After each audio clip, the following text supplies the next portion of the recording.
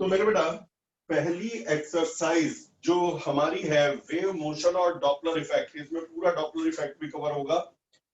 वो एक्सरसाइज है वेव से रिलेटेड। इक्वेशन वगैरह मैंने पढ़ाई रखी है, एक बार कुछ खास बातें और बता देता हूं और ध्यान से सुनिएगा। जैसे कि मैंने आपको वीडियो भेजी थी व्हाट्सएप ग्रुप पर कि जो वेव पॉजिटिव एक्स की डायरेक्शन में जाती है उसकी इक्वेशन होती है y is equal to r sine omega t minus k x. जो wave positive direction of x axis में जाती है बेटा उसकी इक्वेशन होती है r sine omega t minus k x. यहां क्या चीज किसको शो कर रहा है? ओमेगा होता है 2 पाई बाई टाइम पीरियड और के होता है 2 pi by lambda. Time period और वेवलेंथ तो आप जानते ही ऑब्वियसली जब कंपटीशन की तैयारी कर रहे हैं। आर क्या होता है? एम्पलीट्यूड।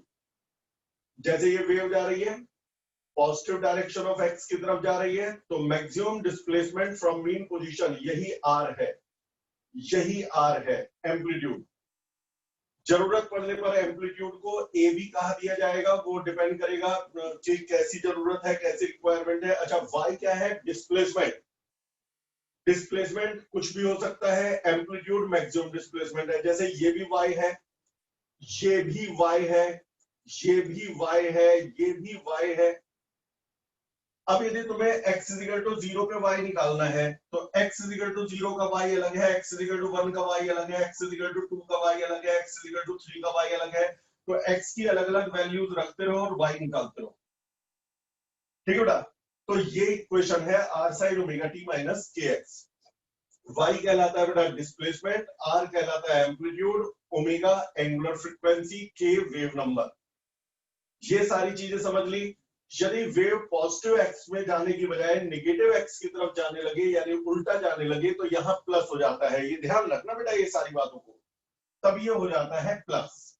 यानी यहां प्लस भी हो सकता है और माइनस भी, डिपेंडिंग कि वेव कहां जा रही है, पॉजिटिव एक्स की तरफ जा रही है या नेगेटिव एक्स की तरफ जा रही है। अब आते हैं आगे। y मैंने जैसे कि बताया डिस्प्लेसमेंट है, r एम्पलीट्यूड है और ओमेगा क्या है, k क्या है, सब बता दिया। ओमेगा टी प्लस के एक्स या omega t minus k x को कहते हैं फेज। यदि मैं कहता हूं इसका फेज क्या है तो साइन के आगे जो भी लिखा है वो सब फेज है। फेज का सिंबल अलग अलग बुक्स में अलग अलग है, मैं फाई सिंबल लेकर के चलूंगा। तो यहां पर फेज है ओमेगा टी प्लस के एक्स, मतलब समझ गए फेज टाइम डिपेंडेंट है और पोजीशन डिपेंडेंट है। एक्स बदलेगा तो फेज बदल जाएगा, टी बदलेगा तो फेज बदल जाएगा, एक्स बदलेगा तो भी फेज बदल जाएगा। मान लो मैं कहता हूं बेटा एक वेव जा रही है, यहां पर एक वेव है, मैं कहता हूं कि ये पोजीशन है x1 और ये पोजीशन है x2। दोनों पोजीशन के बीच का फेज डिफरेंस बताइए एक ही टाइम पर। ध्यान से सुन लो, एक ही टाइम पर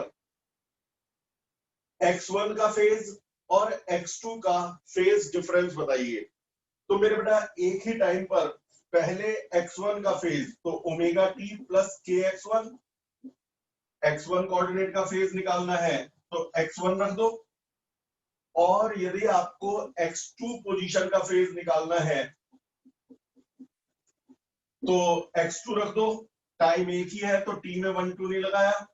अब इन दोनों को माइनस कर दो तो फेज डिफरेंस आएगा, फाई 2 माइनस फाई 1 कहलाता है phase difference. Omega t minus omega T 0, kx2 minus kx1 तो k कॉमन, ब्रैकेट में क्या बचेगा x2 माइनस x1।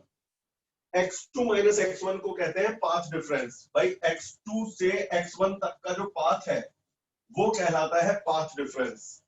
तो ये कहलाता है पाथ डिफरेंस। तो ये मेरा फॉर्मूला हो गया। यदि मुझसे कहे कि x1 टाइम का फेज फाई 1 है, x2 टाइम का x2 पोजीशन का फेज फाई 2 है, तो फेज डिफरेंस बताइए दोनों में। तो ये फॉर्मूला है फेज डिफरेंस और पाथ डिफरेंस के। लेकिन k तो है 2 पाई बाय लैम्डा, तो k है 2 पाई बाय लैम्डा, तो फेज डिफरेंस का फॉर्मूला हो जाएगा 2 pi by lambda into path difference.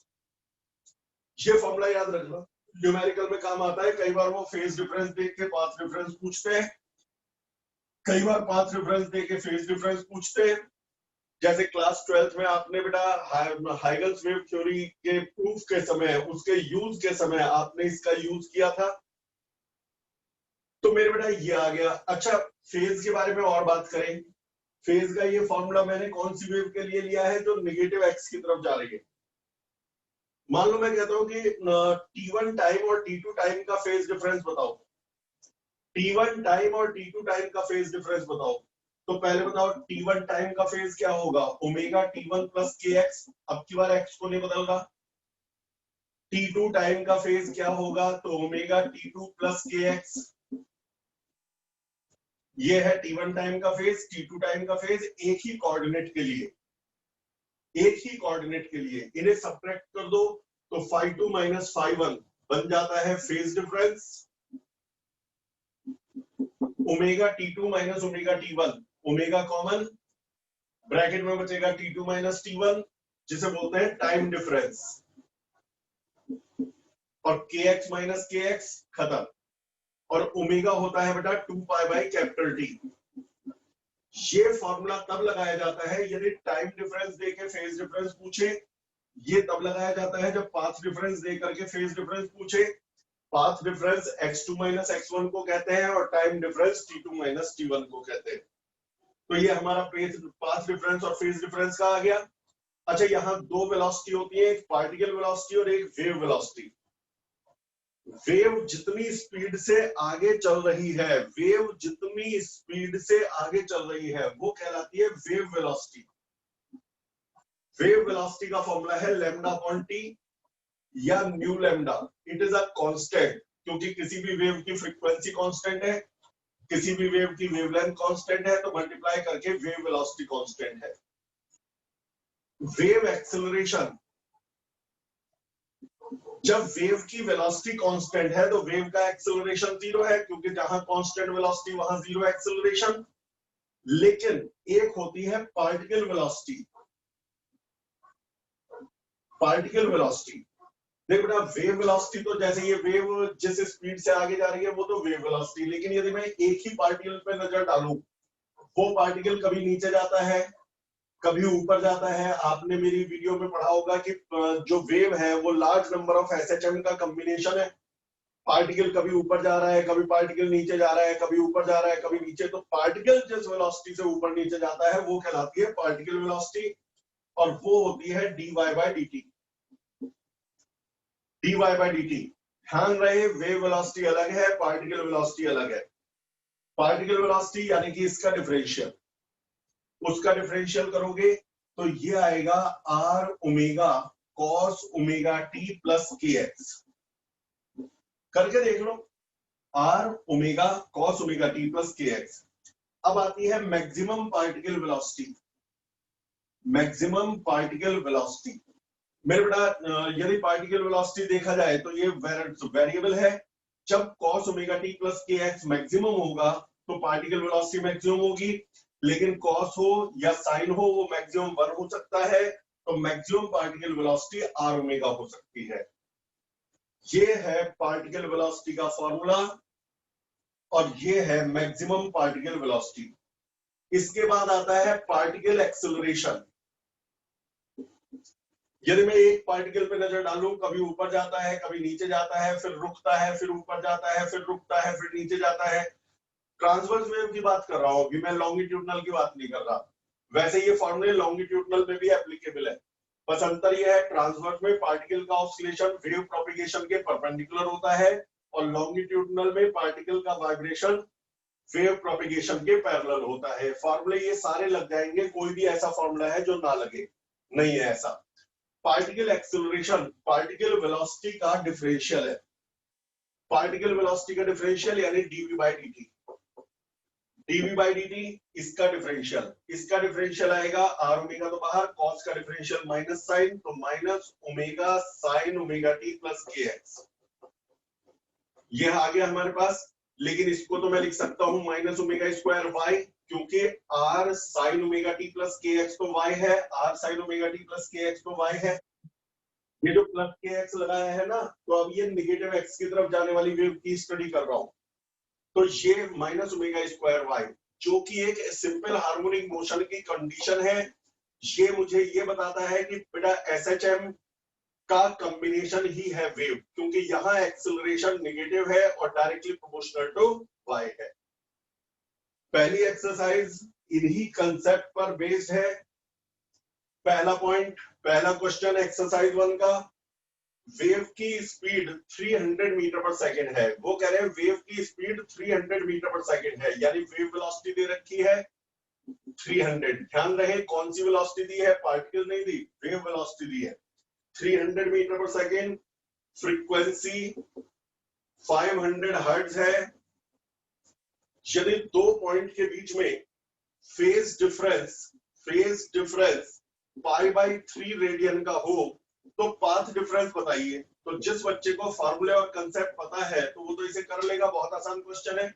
Phase difference देके पाथ डिफरेंस पूछ रहे हैं, तो ये लिखा फॉर्मूला फेज डिफरेंस और पाथ डिफरेंस का। तो लेफ्ट साइड पहले तो बेटा v और न्यू से लैम्डा निकाल लो। Lambda is equal to v upon nu, क्योंकि v is equal to nu lambda. v upon nu का मतलब 300 अपॉन 500, 3/5 0.6 मीटर। फिर इसके बाद वो वाला फॉर्मूला लगाओ, फेज डिफरेंस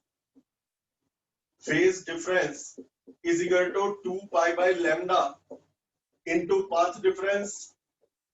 इसके अंदर फेज डिफरेंस को रख दो π/3, जैसा कि दिया गया है 2π/लैम्डा, लैम्डा की वैल्यू 0.6 इनटू पाथ डिफरेंस। पाई से पाई कट जाएगा, सॉल्व करके पाथ डिफरेंस निकाल लेना, वही आपका आंसर होगा। तो इस तरह से बेटा फेज डिफरेंस और पाथ डिफरेंस कैलकुलेट करे जाते हैं। अब मेरे बेटा इसके बाद हम पहुंचते हैं क्वेश्चन नंबर 2 पर। गला थोड़ा बैठा सा हो रहा है आज, मैं ज्यादा चिल्लाऊंगा नहीं। यदि आवाज आपको सुनाई ना आ रही हो तो मुझे बता दीजिएगा, मैं थोड़ा वॉल्यूम बढ़ा दूंगा, नहीं तो आज मैं बोलने के ज्यादा चिल्लाने के मूड में नहीं हूं। ये कह रहे हैं 300 मीटर की ऊंचाई से पानी में एक स्टोन गिराया गया जिसकी आवाज मुझे सुनाई दी। पानी में स्टोन टकराया और मुझे आवाज सुनाई दी, स्प्लैशेस हर्ड। वो कह रहे हैं यदि साउंड की वेलोसिटी 340 मीटर पर सेकंड है, तो बताइए पत्थर छोड़ने के कितने सेकंड बाद साउंड सुनाई देगी।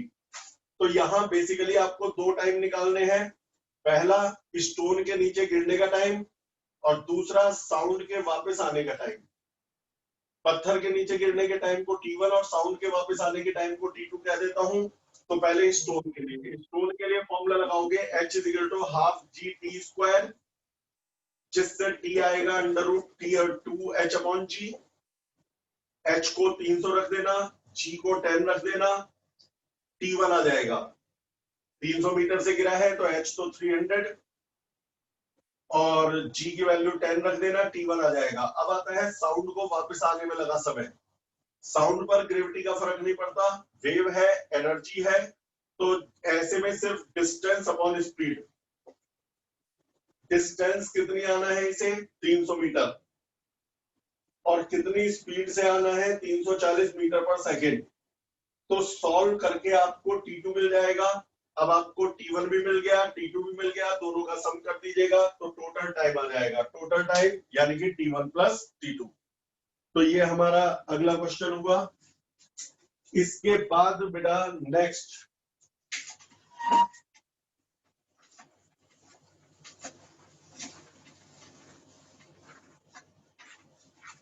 अगली एक्सरसाइज बेटा एनर्जी और इंटेंसिटी से रिलेटेड है।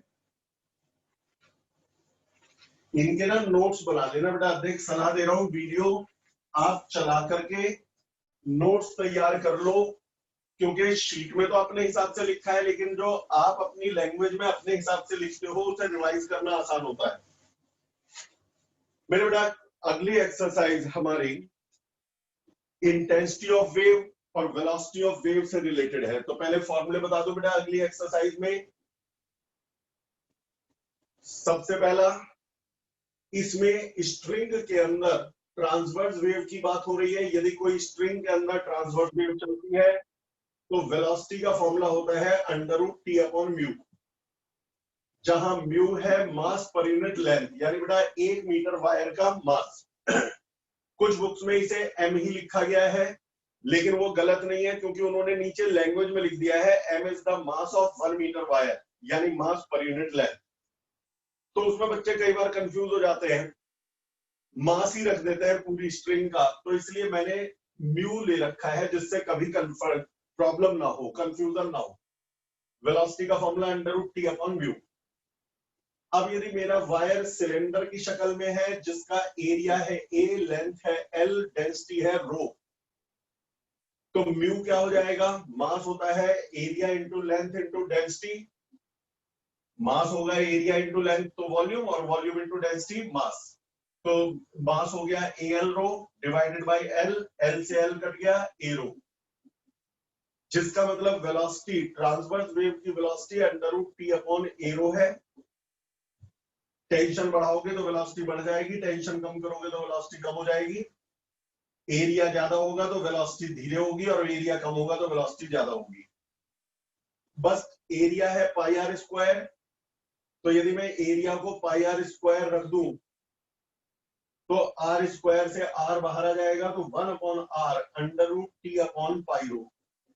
ये भी velocity of transverse wave on the string का फॉर्मूला है। ठीक है बेटा, तो ये वेलोसिटी के फॉर्मूले हो गए। अच्छा, अब आता है जब कोई वेव ऑस्किलेट कर रही है तो उसकी एनर्जी क्या है? वेव की एनर्जी क्या है? वेव की एनर्जी क्या है? तो जवाब है वेव की एनर्जी, ध्यान से सुनिए, तो ½ kr²। बेटा वेव जो है वो सिंपल हार्मोनिक मोशन का कॉम्बिनेशन है, और सिंपल हार्मोनिक मोशन में टोटल एनर्जी याद करो, पोटेंशियल एनर्जी थी ½ k y², काइनेटिक एनर्जी थी ½ k r² - y², और टोटल एनर्जी थी ½ k r², जहां r मैं किसे कह रहा हूं? एम्पलीट्यूड को। यदि आपको एम्पलीट्यूड को a लिखने की आदत है तो ½ ka² लिख दो, कुछ नहीं होगा। जहां k होता है m⍵², ओमेगा है 2π μ, तो ओमेगा का स्क्वायर हो जाएगा 4π² μ² तो ये आंसर है 2π² m²r²। तो ये फॉर्मूला एनर्जी ऑफ वेव का है। यदि आपसे कहे कि एक वेव वायर में चल रही है, एनर्जी बताइए, तो यहां वायर का मास रख दीजिएगा। यदि एक पार्टिकल ऑस्किलेट करता तो एक पार्टिकल का मास रखते, पूरा वायर ऑस्किलेट कर रहा है तो पूरे वायर का मास रखेंगे, फ्रीक्वेंसी रखेंगे, एम्पलीट्यूड रखेंगे। यानी एनर्जी डायरेक्टली प्रोपोर्शनल होती है फ्रीक्वेंसी स्क्वायर और एम्पलीट्यूड स्क्वायर के प्रोडक्ट के।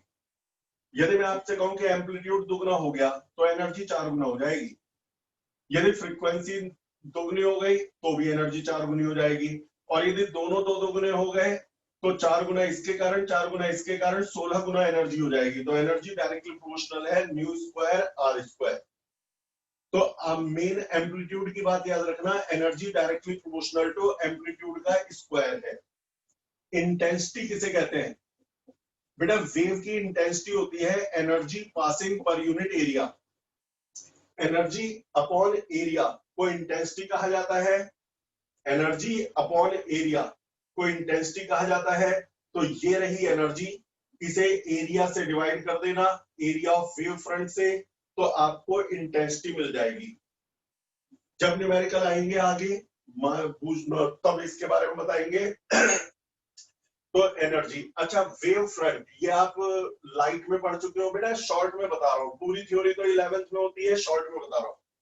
Wave front, plane wave front, spherical wave front, cylindrical wave front. ज्यादातर आपको 3 तरह के वेव फ्रंट की जरूरत पड़ेगी, plane wave front, spherical wave front, cylindrical wave front.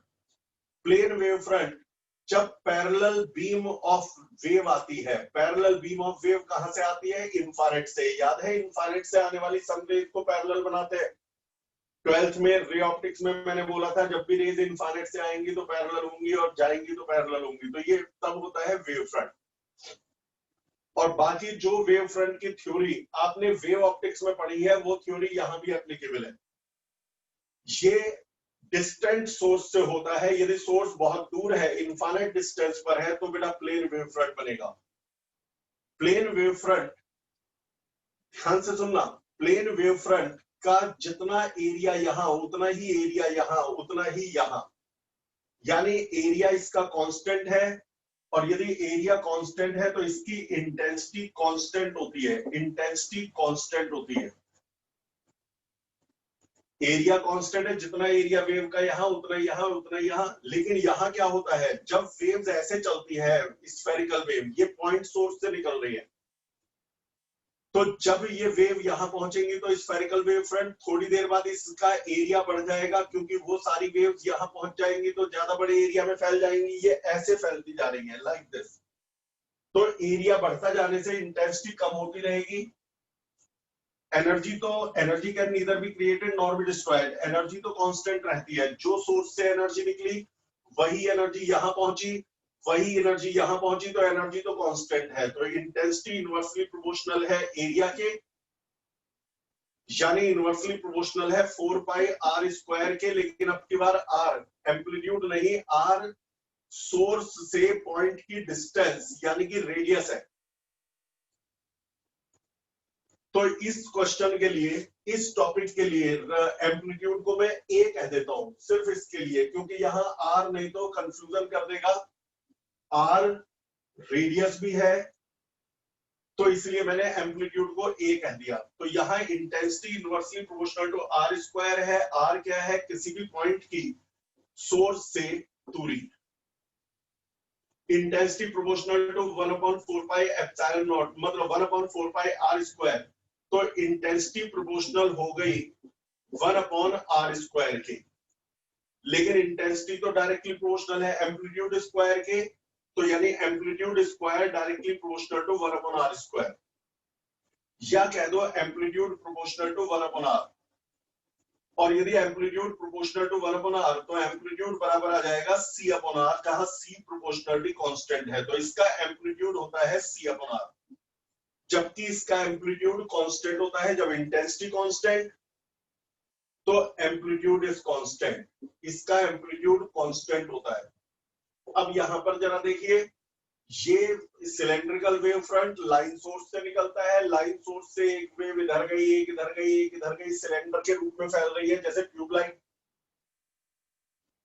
थोड़ी देर बाद ये सारी एनर्जी इस बड़े सिलेंडर में फैल जाएगी, बड़े सिलेंडर में फैल जाएगी, तो इंटेंसिटी किसके प्रोपोर्शनल है, तो जवाब है इंटेंसिटी प्रोपोर्शनल है 1 एरिया के, एनर्जी तो कांस्टेंट है, इंटेंसिटी प्रोपोर्शनल है 1 एरिया के, और सिलेंडर का एरिया होता है 2 पाई आर एच, सिलेंडर का एरिया होता है 2 पाई आर एच, यानी इंटेंसिटी प्रोपोर्शनल हो गई 1/r के, इनवर्सली प्रोपोर्शनल टू आर, लेकिन इंटेंसिटी प्रोपोर्शनल है एम्पलीट्यूड स्क्वायर, तो amplitude square proportional to 1/r, तो amplitude proportional to 1/√r, amplitude proportional to 1/√r।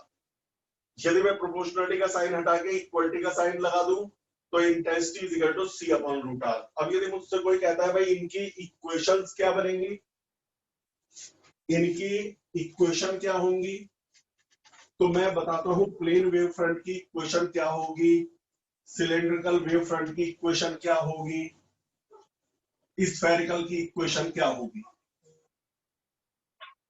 यदि कहीं पर प्लेन वेव फ्रंट है, वो यहां से इस डायरेक्शन में जा रहा है, थोड़ी देर में यहां पहुंच गया, थोड़ी देर में यहां पहुंच गया, मैं कहता हूं कि इसकी इक्वेशन क्या होगी, पॉजिटिव एक्स की तरफ जा रहा है तो y is equal to a sin omega t minus k x, क्योंकि ये पॉजिटिव एक्स की तरफ जाते हुए बनाया है, तो माइनस, निगेटिव एक्स की तरफ जाएगा तो बीच में प्लस आ जाएगा, क्योंकि मैंने पॉजिटिव की तरफ बनाया है, तो ये एक्स कोऑर्डिनेट जैसे जैसे बदलेगा तो y बदलता जाएगा, ये इसकी इक्वेशन होगी। लेकिन यदि मैं कहूं स्फेरिकल वेव फ्रंट की इक्वेशन बनाओ, स्फेरिकल वेव फ्रंट एक डायरेक्शन में नहीं जाता, स्फेरिकल यहां भी जाता है, यहां भी जाता है, यहां भी जाता है, हर डायरेक्शन में जा रहा है। इसकी इक्वेशन का फॉर्मूला, यानी आर बदलने से असर पड़ेगा, इसका फॉर्मूला है a sin omega t minus k are, ये एक्स कोऑर्डिनेट की डायरेक्शन में जा रहा था, ये रेडियस की अलोंग फैल रहा है, थोड़ी देर बाद रेडियस और ज्यादा होगी और ज्यादा होगी और ज्यादा होगी। यहां एक्स की जगह रेडियस आ जाती है, और तुम समझ ही गए होंगे कि क्योंकि यहाँ रेडियस का सिंबल आर लिया है तो मैंने एम्पलीट्यूड का सिंबल ए ले लिया है, कंफ्यूजन ना रहे। लेकिन स्फेरिकल का एम्पलीट्यूड तो मैंने बताया था बेटा सी अपॉन आर, तो यहां लिख देंगे सी अपॉन आर। ये है स्फेरिकल वेव फ्रंट की इक्वेशन। स्फेरिकल वेव यदि जा रही है, यदि सिलेंड्रिकल वेव जा रही है तो इसका डिस्प्लेसमेंट भी आर डिपेंडेंट है। इसकी इक्वेशन है y is equal to a sine omega t minus k r. लेकिन इसका एम्पलीट्यूड बेटा मैंने बताया था सी अपॉन रूट आर, ये वीडियो दोबारा देखिएगा। इसका एम्पलीट्यूड बताया था बेटा मैंने सी अपॉन रूट आर, तो ये इसकी इक्वेशन है। तो ये किसकी है? इसे बोलते हैं plane progressive wave, plane wave front. ये है स्फेरिकल वेव जो पॉइंट सोर्स से निकलती है, और ये है सिलेंड्रिकल वेव जो कि लाइन सोर्स से निकलती है। बेटा अभी आपको लग रहा होगा समझ में आ गया, लेकिन जब तक आप इसे दोबारा एक बार लिखेंगे नहीं अपने हाथ से तो सब मिक्सअप हो जाएगा। समझ में आ गया? वेलोसिटी का फॉर्मूला क्या बताया था स्ट्रिंग पर वेलोसिटी? तो जवाब है under root t upon mu. Velocity का क्या फॉर्मूला बताया था? Under root t upon mu. Intensity किसके प्रोपोर्शनल है? Amplitude square. और किसके प्रोपोर्शनल है? Frequency square. एनर्जी का फॉर्मूला वही सिंपल हार्मोनिक मोशन वाला, हाफ के आर स्क्वायर। और के क्या होता है? M omega square. ओमेगा कितना है बेटा? 2 पाई न्यू। तो ये आपका हो जाएगा। अब एक्सरसाइज नंबर 2, और आज का होमवर्क तो आपको बताने की जरूरत ही नहीं, रोज की आदत है।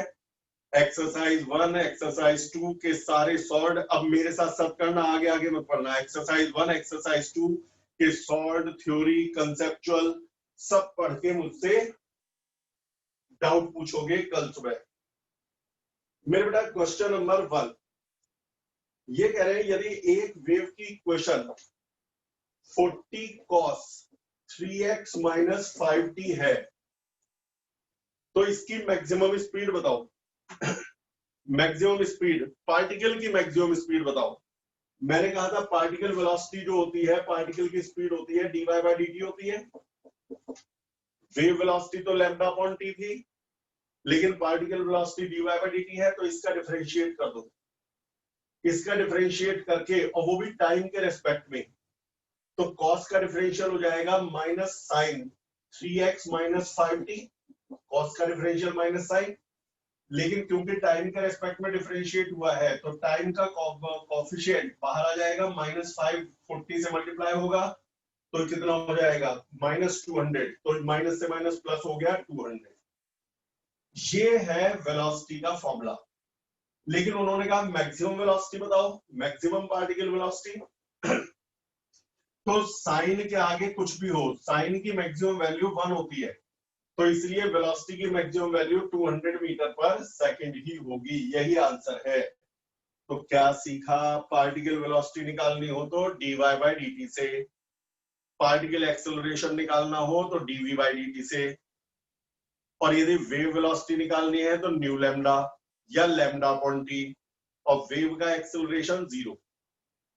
अगला क्वेश्चन 2, यदि y है 10 upon pi sine 200 pi T minus pi x by 17, ये दे रखा है, तो इसके टाइम पीरियड और मैक्सिमम वेलोसिटी बताओ। सबसे पहले टाइम पीरियड।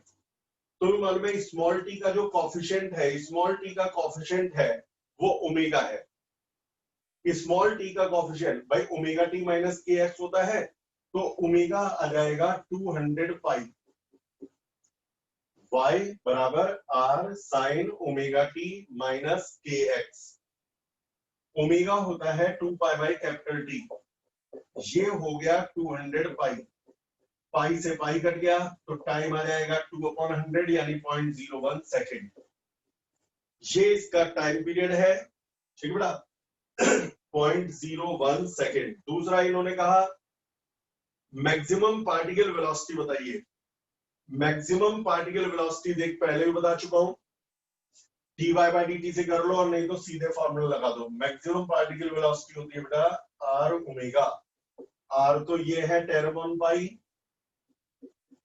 और ओमेगा है 200 पाई है, तो ये पाई से पाई कट जाएगा तो 2000 मीटर पर सेकेंड, यदि मीटर में दिया हुआ है। हाँ तो क्या फॉर्मूला लगाया मैक्सिमम पार्टिकल वेलोसिटी का, r ओमेगा। ये याद रखना किसी भी वेव की क्वेश्चन में साइन और कॉस फंक्शन आने जरूरी है। यदि साइन और कॉस फंक्शन आएंगे तभी वो सिंपल हार्मोनिक वेव बनेगी। तीसरे क्वेश्चन में उन्होंने 4 फॉर्मूले दिए हैं, वो आप देख लेना। उन्होंने पूछा इनमें से कौन कौन सी वेव है, तो उनमें किसी में भी ना साइन है ना कॉस है, किसी में लॉग है, किसी में स्क्वायर है, किसी में ई की पावर है, साइन कॉस किसी में नहीं है, तो इनमें से कोई भी वेव नहीं है। तो थर्ड वाले को लिख नहीं रहा। क्वेश्चन नंबर 4, क्वेश्चन नंबर 4 में एक पुली है, यहां से एक जमीन पर डोरी बंधी हुई है और यहां 2 किलो का मांस लटका हुआ है। ये 2 मीटर की 2 स्ट्रिंग है, ये 25 सेंटीमीटर यानी कि 0.25 मीटर की स्ट्रिंग है। उनका क्वेश्चन यह है कि यदि मैं एक वेव को यहां से छोड़ूं तो उसे यहां तक पहुंचने में कितना समय लगेगा, वेव को यहां तक पहुंचने में कितना समय लगेगा। तो पहले वेव की वेलोसिटी निकाल लो। वेव की वेलोसिटी होती है √t/μ। अच्छा, म्यू का और दिया होगा मास और लेंथ। उन्होंने कहा ये जो डोरी है 4.5 ग्राम की है पूरी डोरी, तो √p/μ, म्यू होता है मास अपॉन लेंथ। अब मैं वैल्यूज बताने जा रहा हूं। टी कैसे निकलेगा, टी रख देना 2g, क्योंकि नीचे की तरफ फोर्स 2g, ऊपर की तरफ टेंशन, तो रुका हुआ है तो ऊपर और नीचे के फोर्स बराबर, टी को रख देना 2g। मास दिया हुआ है 4.5 ग्राम।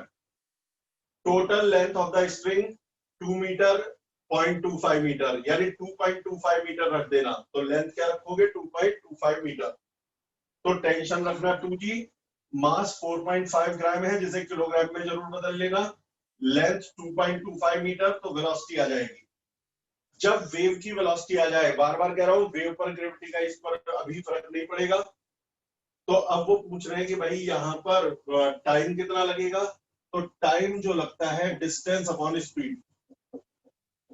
डिस्टेंस इसे सिर्फ 2 मीटर जाने का पूछा गया है कि यहां से यहां तक जाने में, तो डिस्टेंस को ले लेना 2 मीटर और स्पीड जो पहले निकलवाई है वो रख देना और आपको आंसर मिल जाएगा। क्वेश्चन नंबर 5, क्वेश्चन नंबर 5 है वेव की स्पीड है 300 मीटर पर सेकेंड ऑन अ वायर। एक वायर पर वेव की स्पीड है 300 मीटर पर सेकेंड, टेंशन है 500 न्यूटन। इतने टेंशन पर इतनी स्पीड है।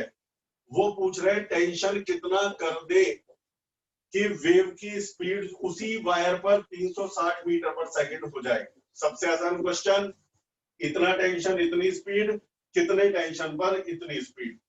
तो तुम जानते हो V प्रोपोर्शनल टू √t होता है, तो V2/V1 is equal to √T2/T1। तो मेरे बेटा यहाँ पर V1, T1 और T2, सॉरी V1, V2 और T1 पता है, T2 निकाल लीजिएगा। Question number 6, a string of mass 2.5 kg। एक स्ट्रिंग है जिसका मास है 2.5 kg, डोरी का मास। It is under the tension of 200 newton, इस पे टेंशन है 200 newton. Length of the string is 20 metre. तो वो पूछ रहे हैं कि एक डोरी है जिसका मास दे रखा है, लेंथ दे रखी है, टेंशन दे रखी है। वो कह रहे हैं यदि एक ट्रांसवर्स वेव को यहां से छोड़ा जाए तो उसे यहां तक जाने में कितना समय लगेगा, यहां से यहां तक जाने में कितना समय लगेगा। तो समय निकालने के लिए पहले स्पीड निकाल लो, √T/ मास अपॉन लेंथ से, T/μ से, जिसमें T मास और लेंथ सब मालूम है, तो सॉल्व करके आप वेलोसिटी निकाल लेंगे। जब वेलोसिटी आ जाएगी तो टाइम होती है डिस्टेंस अपॉन स्पीड, डिस्टेंस उसे डोरी की लंबाई के बराबर चलनी है, डोरी की लंबाई यानी कि 20 मीटर, और स्पीड जो पहले पार्ट में आएगी वो रख दीजिएगा, और जब आप स्पीड रख दोगे तो मेरे बेटा टाइम आ जाएगा। अगला क्वेश्चन 6 के बाद 7।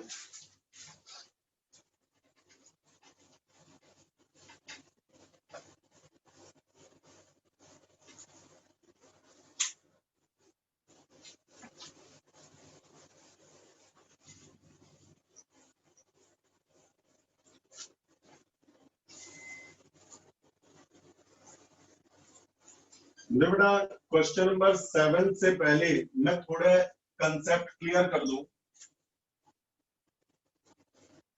7 से रिलेटेड थ्योरी। यदि एक भारी डोरी लटकी हुई हो, भारी डोरी हैवी स्ट्रिंग जिसका खुद का मास m और लेंथ l है, यदि आप नीचे से वेव छोड़ोगे तो वेव की स्पीड वेरिएबल होती है, पहले वो धीरे धीरे चलेगी, फिर तेज चलेगी, फिर और तेज चलेगी, फिर और तेज चलेगी, नीचे से ऊपर जाने पे स्पीड बढ़ेगी। क्यों स्पीड बढ़ेगी? फिर फॉर्मूला बताऊंगा कितनी। मेरे बेटा जब आप एक इमेजिन करो केस, एक छत से एक आदमी लटका हुआ है,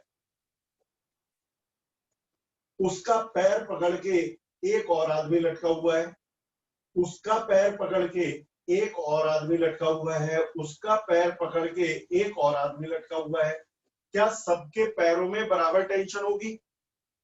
तो जवाब है नहीं। इसके पैरों में इन तीनों का वजन टंग रहा है तो यहां सबसे ज्यादा टेंशन होगी। यहां पर इसके नीचे सिर्फ 2 जनों का वजन लटका हुआ है तो कम टेंशन होगी। इसके पैरों में सिर्फ एक आदमी का वजन लटक रहा है तो और कम टेंशन होगी, और इसके पैरों में टेंशन नहीं होगी। यही बात होती है यहां पर। डोरी यदि हम देखें ये मॉलिक्यूल से बनी है, जैसे वहां आदमी थे यहां डोरी है। इस मॉलिक्यूल के नीचे सारा वेट है, सबसे ज्यादा टेंशन। इस मॉलिक्यूल के नीचे कम वेट है तो कम टेंशन, इस मॉलिक्यूल के नीचे और कम वेट है तो और कम टेंशन। तो टेंशन वेरिएबल है, और जब टेंशन वेरिएबल है तो वेलोसिटी वेरिएबल है, क्योंकि वेलोसिटी होती है √T/μ। टेंशन नीचे से ऊपर जाने पर बढ़ती चली जाएगी, और यदि नीचे से ऊपर जाने पर टेंशन बढ़ती जाएगी तो वेलोसिटी बढ़ती जाएगी। अब यदि हम आपसे कहें कि डोरी के मास m है, लंबाई l, यहां से x ऊंचाई पर टेंशन बताइए, तो यहां पर इस जगह पे टेंशन बतानी है, तो इस जगह पर सिर्फ इतना वेट लटका हुआ है। टेंशन सिर्फ नीचे का वेट करता है, टेंशन ऊपर का वेट नहीं करता। मैं यदि इस तरह की सीक्वेंस में लटका हूं तो मेरे पैर में कितना तनाव होगा वो डिपेंड करेगा मेरे पैर के नीचे कितने लटके हुए हैं। मेरे से ऊपर जो लटके हुए हैं वो टेंशन क्रिएट नहीं करेंगे। तो यदि आपको यहाँ टेंशन बतानी है, यहाँ पर टेंशन बतानी है, तो जितना इसके नीचे वेट लटक रहा है वही टेंशन है। अब इसके नीचे कितना वेट लटक रहा है, तो पूरी L लंबाई का मास था m, यूनिट लेंथ का मास था m/l, तो x लेंथ का मास है mx/l। ये है x लंबाई का मास, और यदि ये x लंबाई का मास है तो वेट हो गया mx/l × g। ये है इतनी डोरी का वेट, और यही टेंशन है। यदि ये टेंशन है तो टेंशन को लिख सकते हैं μxg, m/l is mu, mass upon length is mu. तो इससे आ जाएगा टेंशन आ गई μxg। तो वेलोसिटी का फॉर्मूला यहां पर यदि इस जगह पर वेलोसिटी निकालनी है तो वेलोसिटी होती है √T/μ। क्या होती है वेलोसिटी? √T/μ, और T है μxg, तो μxg/μ, μxg/μ तो सिर्फ xg आ जाएगा। तो ये फॉर्मूला आप सीधे याद कर सकते हैं। यदि कोई भारी डोरी लटकी हुई है, वेव को छोड़ा जाए तो नीचे से x ऊंचाई पर, नीचे से x ऊंचाई पर वेलोसिटी है √xg। अब यदि मैं कहूं कि वेव को यहां से यहां तक जाने में कितना समय लगेगा, तो क्योंकि जहां वेरिएशन वहां इंटीग्रेशन, तो पहले ये पता लगाऊंगा कि इसे dx डिस्टेंस चलने में कितना समय लगेगा। यहाँ पर वेलोसिटी वेरिएबल हो रही है ना, और जहां वेलोसिटी वेरिएबल है वो तो इंटीग्रेशन से होगा। तो मैं ये पता लगाने जा रहा हूं बेटा कि dx डिस्टेंस चलने में कितना टाइम लगेगा। तो dx डिस्टेंस चलने में टाइम लगा dt, टाइम होता है डिस्टेंस अपॉन स्पीड। तो डिस्टेंस है dx और स्पीड है अंडर रूट xg। ये है dx डिस्टेंस चलने का टाइम।